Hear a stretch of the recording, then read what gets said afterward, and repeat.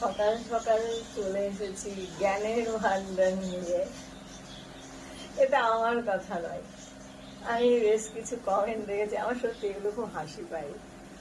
ঠিক আছে, তুমি কি জ্ঞানের ভান্ডার খুলে বসে আছো? জ্ঞানগুলো দাও। তোমার কতটুকু জ্ঞান আছে? না, আমার জ্ঞান নেই।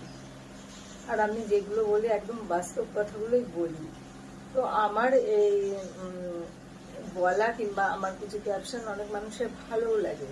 তারা বলে আমাদের এখান থেকে, মানে ওনাদের যদি ভিতরে কোনো প্রবলেম থাকে, আমার ভিডিওগুলো যদি বলি, এগুলো দেখে ওনাদের টেনশন মুক্ত হয়। এটা অনেক কমেন্ট আমি পাই, ভালো কমেন্ট।